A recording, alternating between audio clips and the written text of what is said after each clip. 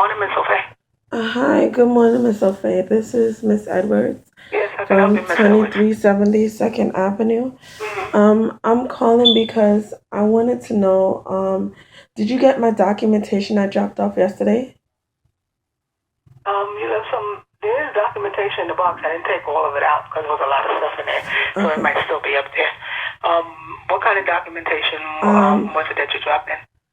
You remember I had told you that my kids were adopted. My kids were adopted and they're no longer in my custody. So, Mm-hmm. I dropped off. I finally got a letter saying that they are adopted and they're Mm-hmm. not in my custody. So I made Okay. a copy and I dropped it off. Okay. Okay. And I want to know what's the next step with that. Okay. What building you live in, Miss Edwards? 2370 Second Avenue, Okay. Alrighty. So, 7A. um, when we take the kids off. Okay, so the rent should be just based on your income. Are you on public assistance? No, but my rent is $215. Mm-hmm. It's based on public assistance. Okay. Yeah, So what is your income? public assistance. Okay, so that's what I said. It's based on public assistance. If your rent is $215, it's still going to remain the same because Yeah. that's what welfare pays for one person on public assistance, $215. Uh-huh. Okay, so that part is not going to change.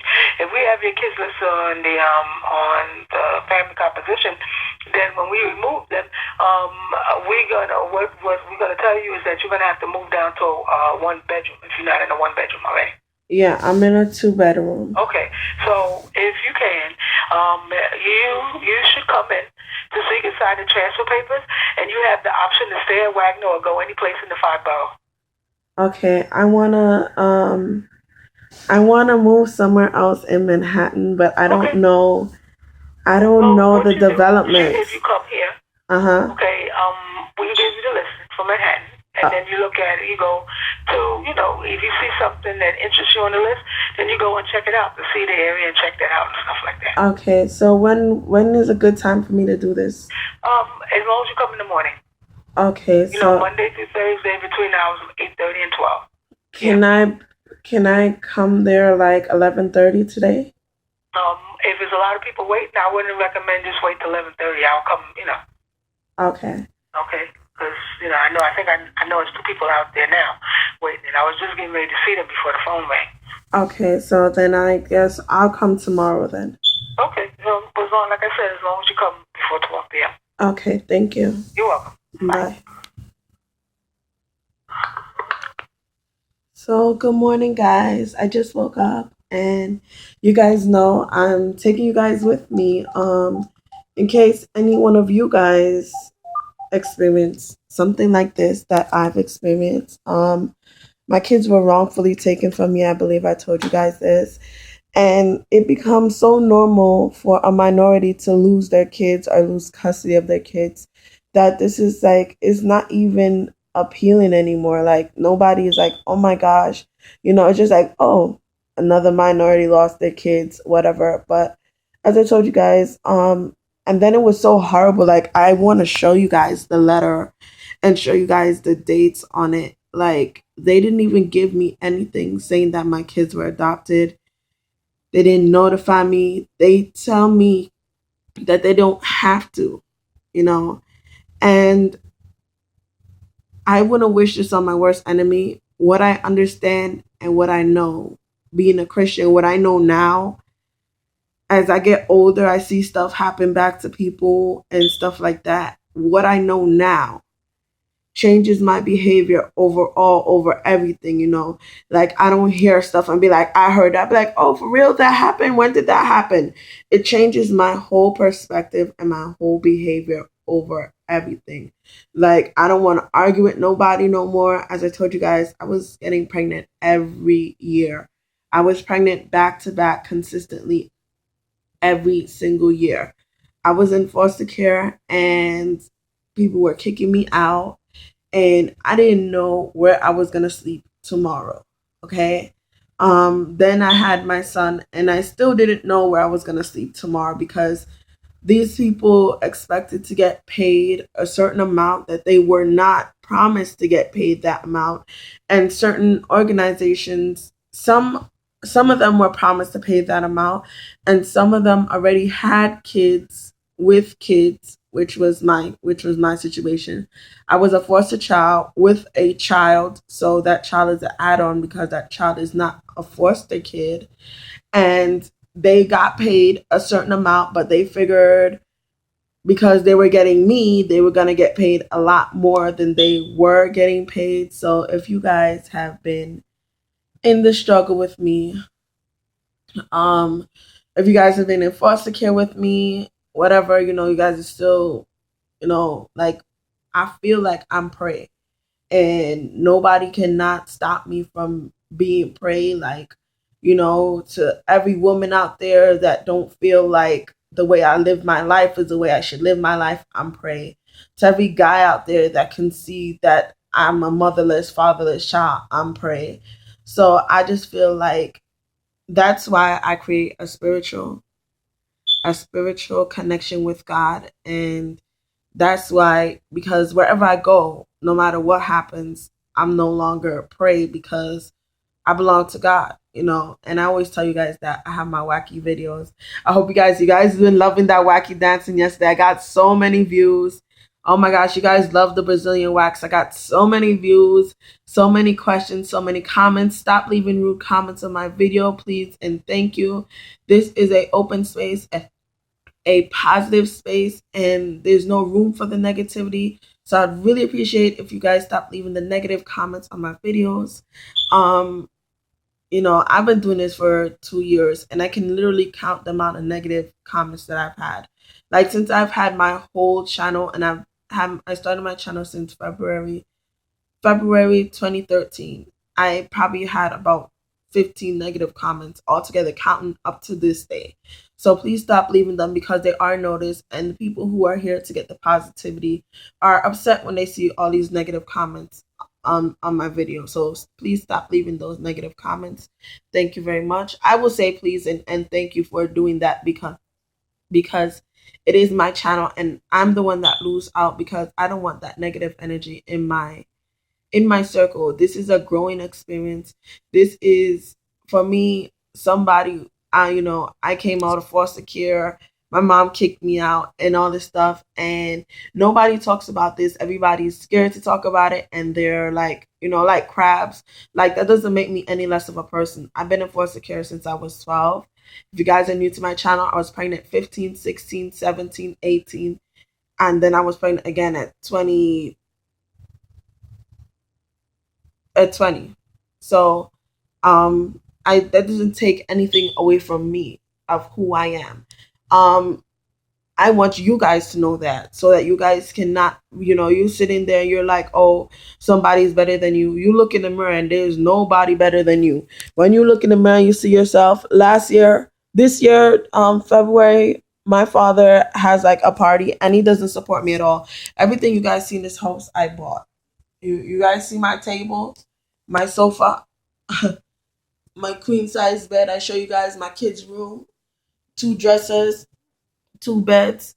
You see my TV, you see my fireplace, my cable, everything in this house. You see the dressers, everything in this house I bought. Every single thing in this house I bought.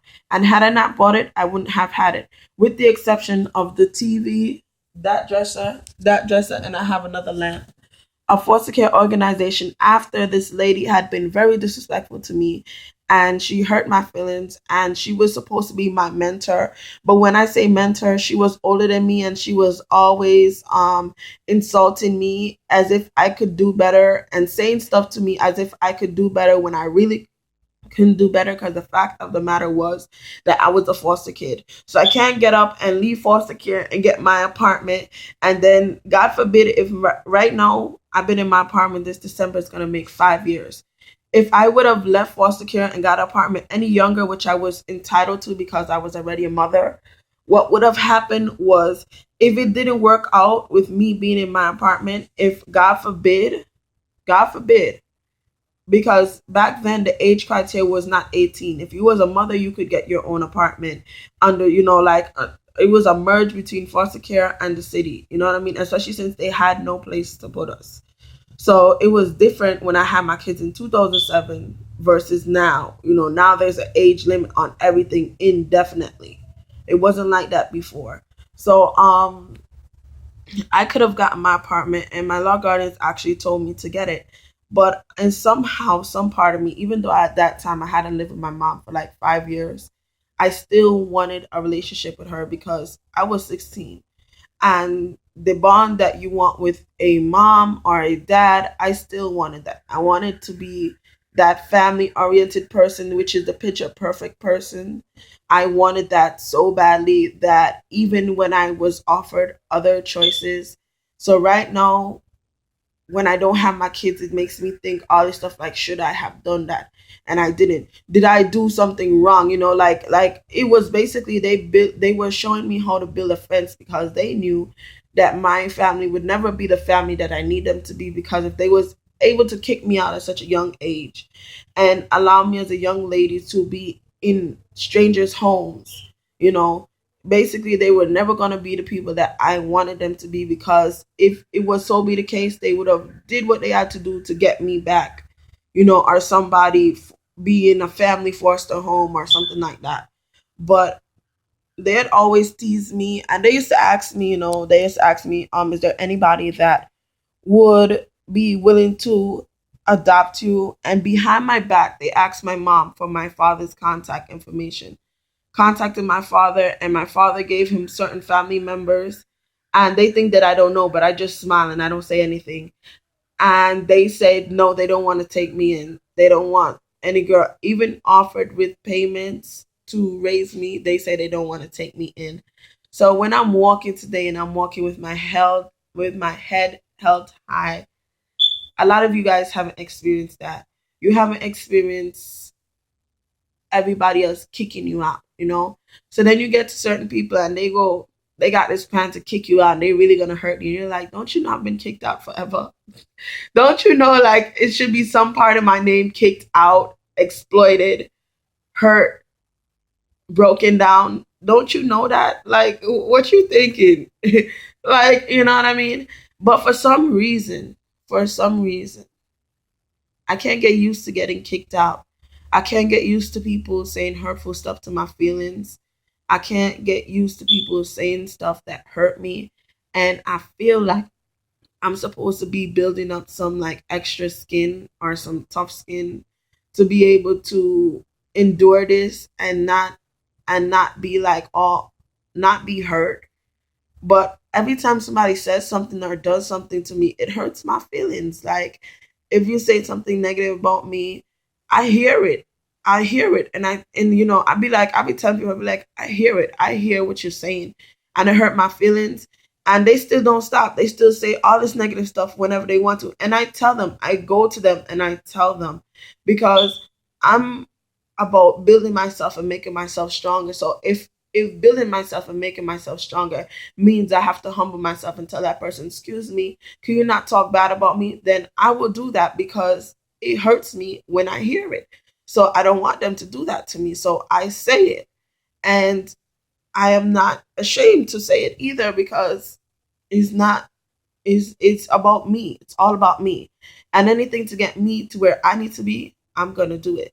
So this was really unexpected for me, and this really threw me out of place. I thought that I was gonna be evicted because I didn't have my kids anymore.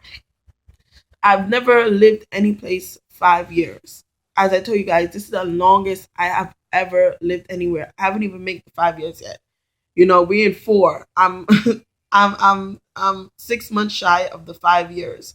I have never ever in my life known stability like this. Even though a lot of the times I was scared that I was gonna be evicted, because it's just the mentality that I've learned to acquire since being in foster care. They kick you out anytime they want to. If the neighbors don't like you, they kick you out. If the person who they try to impress, don't like them have foster kids, they kick you out. So it's just something that I've acquired and I've learned. As I told you guys, I was working for ACS internshiping, but my whole thing was that if it wasn't for them, I would not have had some place to live. So being and knowing and understanding that is why made me work there. And when I was working there, I had coworkers talk about me, say a lot of mean things to me. And one day I just let them know, like, look, I'm coming from foster care and I am jacked up. Yes, I'm jacked up. You talking about me and I'm jacked up. And you feel good talking about somebody that's jacked up, but you're jacked up as well, and I don't talk about you. So can you please do me a favor and stop talking about me, because I'm not talking about your jacked upness. So stop talking about my jacked upness, because I'm hearing you and I'm not talking about you. So don't do it to me, because it hurts my feelings. And I don't have no problem telling you that it hurts my feelings, because it hurts my feelings. Could you stop talking about me? Thank you. Please and thank you. I don't have no problem saying that, because it's all about me and it's all about getting to where I need to be. And if it means that I have to humble myself and I am the bottom feeder anyways, because I can't go anywhere I want to go. I can't do anything I want to do because I don't have the money to do it. I don't have the means to do it. I'm not, all financially where I want to be. And I know that. So could you stop saying that? I don't need you to say that. I understand that and I know that. Could you stop it? Please and thank you. Like, it's just like enough already. I think, like, if I don't say anything, people are like, you gotta say something, you gotta say something. But I understand where I'm 23 and I'm gonna be 24 in 3 months and a half. I understand that when I do something, depending on what I do, for instance, if I kick somebody, I understand that that person could be upset with me because I kicked them. I understand that that is going to be cause and effect. So I don't believe that I should say to somebody, stop talking about me. I believe, honestly, there's certain occasions where it's gotten so bad, like by certain people. Like, I really wanted to be a lawyer one time. And I remember some lawyers that worked with my lawyers, they used to be talking about me, talking bad about me. And even before I got pregnant, they were like, "Oh, look, she's gonna get pregnant. You know that's gonna happen." And they was talking bad about me. And I told my lawyer. My lawyer went to them and told them that it was very, very, very, how dare them. And nobody had ever defended me like that. And I felt so good. Like, my law guardian went and told them. She was like, because she has been there through everything with me, like through everything since I came into foster care. She's been there. I think, like, right when my case was coming into foster care, she's been there. She's been there for me. She's been there for my kids. And she's just like, she's like every woman. And she says stuff that I won't say, because I'll be there sitting there crying and my feelings hurt. But she'll be like, you know what? Like, this is just out of control. Like, don't do that. And I just, like, start laughing because it makes me so happy. And then I'm just like, like, you know, the feelings, the mixed feelings and all that stuff. And especially when nobody has protected you or anything like that. And somebody should protect a child, and you go into adult, there's going to be nobody protecting you as an adult. So you got to make sure you're right with God. I'm sorry, guys, I'm all crying. And I don't want to be crying. You got to really make sure that you're right with God, because you cannot, there's nobody protecting you out there. You have to be right with God, so that when people say stuff or do stuff to hurt your feelings, you're not going to go and jump off the roof, but you're going to be like, God, forgive them, because they're not fighting against me. They're fighting against the God that is in me. So it's like, it's such a difference, because I'm older now, and I'm not running to certain people that I used to run to, and now they're trying to destroy me, like literally, seriously destroy me any way they can, because they know before, but I was a child back then. I don't think that they understand that I was a child, so I was running to somebody. I wanted a hug so badly. I remember sometimes I was in school and the people that work in my school would come and hug me and make me start crying, because nobody hugs me, nobody gave me that. And they would make me go nuts, like a mental wire when they hugged me, because nobody did that. I had to provide my food and all this stuff. I would sell Metro cards and do all this stuff that could have got me in a lot more trouble, because had I got caught selling Metro cards and I'm not an authorized Metro card seller, I could have been to jail.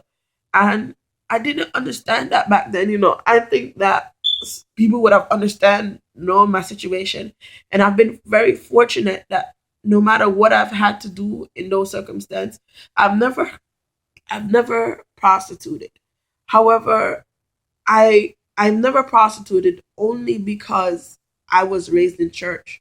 So I was taught certain stuff. That's the only reason. Like, people, they come to me and they tell me all type of stuff, and I'm telling you that the only reason why I never prostituted, looking for money, looking for a meal, the only reason why I stayed hungry those times and never prostituted was because I was taught religiously not to do those stuff. That is the only reason why I have never done that stuff.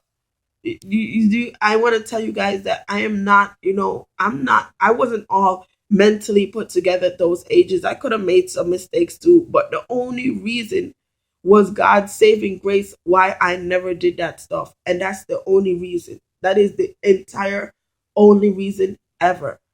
You know what I'm saying? That is the only reason.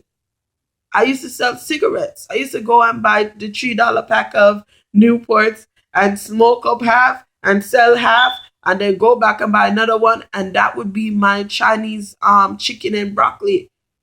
Chicken and broccoli. And sometimes I couldn't afford the chicken and broccoli, so it would just be chicken and rice. I want to tell you guys, like, I've been coming from a real hard place.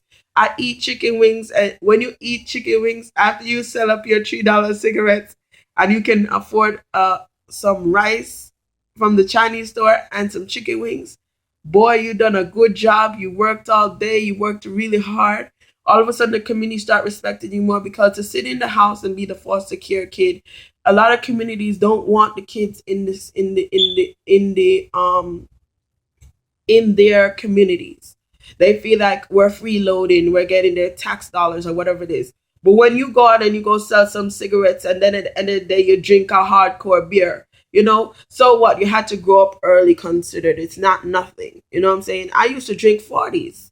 If you guys know what 40s is a beer that is still around and it's no good.